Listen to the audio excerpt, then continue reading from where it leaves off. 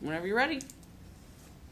During my freshman year in college, because of the pressure I brought upon myself to do well in my classes, I ended up drinking something I had no business drinking in order to help me relax, and I ended up in a coma-like state. I was found laying on my bedroom floor at 7 o'clock in the evening, and I had to be rushed to the hospital. During my time of unconsciousness, they had to run several tests on me, and it wasn't until I was able to wake up at 2 o'clock p.m. the next day and verbalize what I had drank that they were able to figure out what was wrong with me. After some time passed and I was out of the hospital, I saw the hospital bill and the cost for all the tests done on me. And the time spent there were, and the times,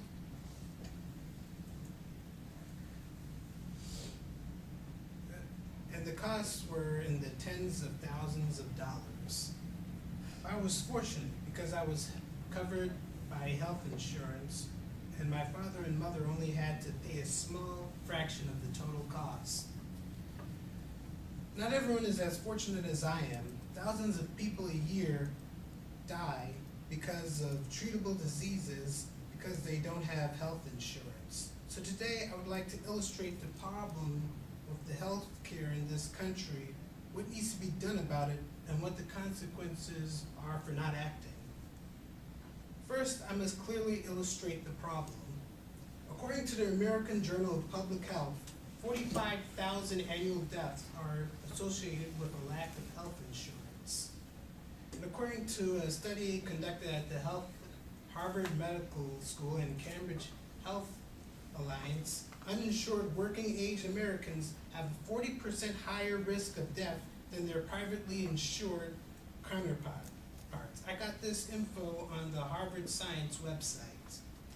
People are dying because they can't afford health insurance. Keep in mind, these are not homeless or unemployed people. These are working-class American citizens. In a way, they are the most unfortunate. They can't afford to pay for health insurance, but they make too much to be on Medicaid. For some, even if they can afford health insurance, they can't get it because of a pre-existing condition. According to About.com, each year hundreds of thousands of people are denied the ability to purchase health insurance because of a pre-existing condition. A pre-existing condition can range from being a smoker to having a food allergy. The most infuriating possibility is that you have health coverage, but then your insurance drops you right when you need it the most. That's what happened to a friend of my mother's. In 2002, Miss Bangbose started suffering from headaches. She went to her doctors, and the doctor found out that she had a brain tumor and it may be cancerous. Fortunately, they found it before it became terminal.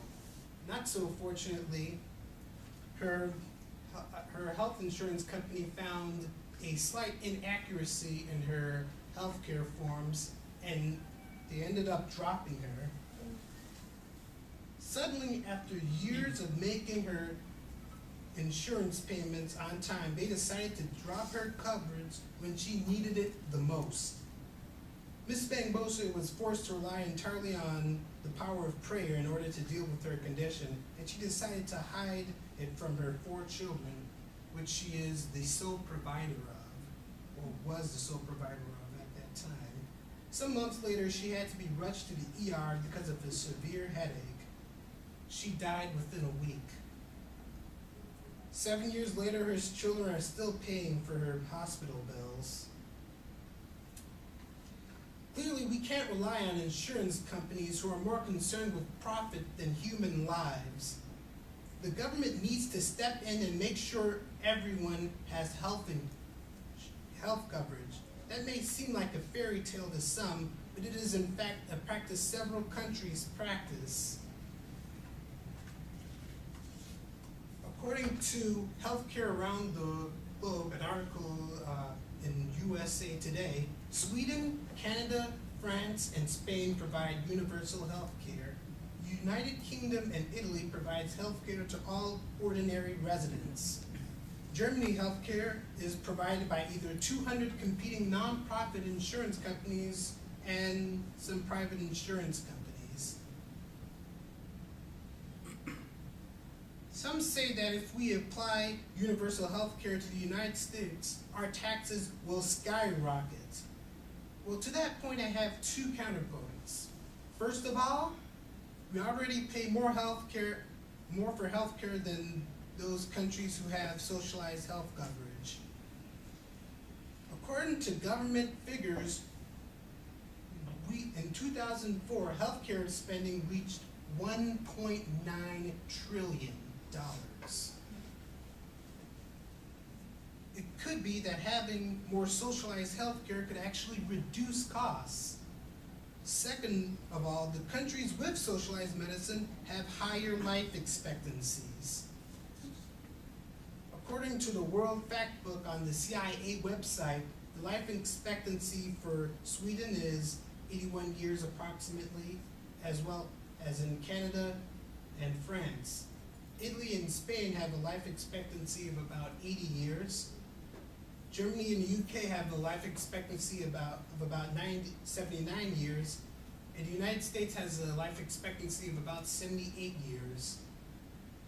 Other countries ahead of us include Portugal, Jordan, South Korea, Israel, and Iceland. We are number 50 when it comes to life expectancy. We claim to be the greatest country in the world, yet when it comes to average lifespan, we're not even in the top 20.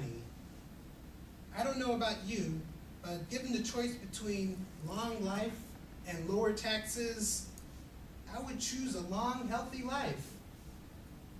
If we don't take action now, the healthcare system is only going to get worse. How do we know? Because over the years, it has already gotten worse. I've already mentioned that the uninsured have a 40% higher risk of death than the privately insured. In 1993, it was only 25% higher. That's 15% increase in 16 years. With that trend, by 2025, the death rate in America of the uninsured compared to the privately insured will be 55% higher. To put that in perspective, let's consider England during the Industrial Revolution. According to the condition of the working class in England in 1844 by Frederick Engels, during the Industrial Revolution, the overall death rate in cities like Manchester and Liverpool was about 1 in 30, whereas the death rate for people living in the countryside was about 1 in 45. A 50% difference. So, in other words, by the year 2025, the death gap between the uninsured and the privately insured will be more than the death gap between those living in the pollution infested cities and those living in the countryside. Is this the world of tomorrow we wish to live in? So now that we see the problem, the possible solution, and what may come if we don't take any action, the question becomes, what can we do about it? Well, if we feel as strongly about this as I do, then you should write to your government, send emails, do anything you can to let them know that they need to, that we need socialized medicine in this country.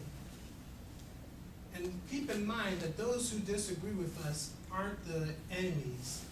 It's not a matter of Democrats versus Republicans or liberal versus conservative. This is a matter of life and death. Thank you very much.